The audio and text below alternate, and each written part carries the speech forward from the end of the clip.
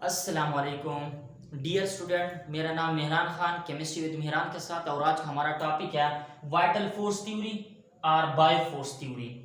यहाँ पे वर्ड्स है वाइटा। वाइटा का मतलब होता है लाइफ और बायो का मतलब भी होता है लाइफ। तो ये एक थ्योरी है जो बर्जीलियस ने 1808 में स्वीडिश केमिस्ट है, इसने ये पेश की थी। इसने क्या बताया था? इसने कहा था कि हमारे पास जो ऑर्गेनिक कंपाउंड है ये प्रेजेंट होते हैं लिविंग ऑर्गेनिज्म। यानी बर्जीलियस ने कहा था कि ऑर्गेनिक कंपाउंड जो है वो हमारे पास लिविंग ऑर्गेनिज्म में होते हैं या लिविंग ऑर्गेनिज्म में मौजूद होते हैं, हासिल होते हैं लिविंग ऑर्गेनिज्म से। इनऑर्गेनिक कंपाउंड से या मिनरल से हम इसको हासिल नहीं कर सकते हैं। तो हमारे पास वो लिविंग ऑर्गेनिज्म में क्या होता है, एक आ जाता है प्लांट्स और एक आ जाता है एनिमल्स। यदि प्लांट्स और एनिमल से हम ऑर्गेनिक कंपाउंड को हासिल कर सकते हैं, ये बर्जीलियस ने कहा था। और वो ऑर्गेनिक कंपाउंड जो प्लांट और एनिमल से मिल रहे थे वो हमारे पास carbohydrates, proteins, lipids and nucleic acid. और इसके बाद उसने इनऑर्गेनिक के बारे में क्या कहा था? इनऑर्गेनिक कंपाउंड उन्होंने कहा था कि प्रेजेंट इन मिनरल्स, के इनऑर्गेनिक कंपाउंड हमारे पास मिनरल में मौजूद होंगे, मिनरल से हासिल होंगे। फॉर एग्जांपल हमारे पास इसका है कार्बोनेट्स, जैसे sodium carbonates, table salt sodium chloride और सल्फेट में हाइड्रोजन सल्फेट्स। मेन मकसद इसका ये हो गया। यानी बर्जीलियस ने तो ये कहा कि हमारे पास ऑर्गेनिक कंपाउंड लिविंग ऑर्गेनिज्म से हासिल होंगे और इनऑर्गेनिक कंपाउंड हमारे पास मिनरल से हासिल होंगे। अब हमारे पास इसके बाद हमारे पास वाइटल फोर्स थ्योरी रिजेक्ट हो गई। टॉपिक हमारे पास जो शुरू है वाइटल फोर्स थ्योरी क्या क्या और इसके बाद उसका जो रिजेक्शन है, ब्रेक डाउन और rejected by vital force theory. यानी वाइटल फोर्स थ्योरी को किसने रिजेक्ट कर दी? तो हमारे पास एक साइंटिस्ट है 1828 में फ्राइड्रिक होलबर्ग, जर्मन केमिस्ट था।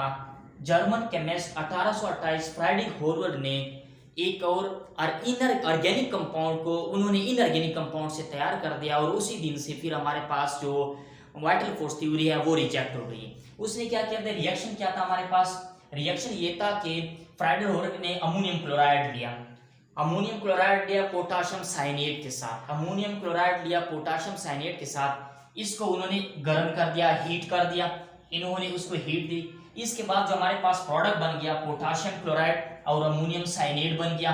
पोटाशियम क्लोराइड अमोनियम साइनेट बन गया।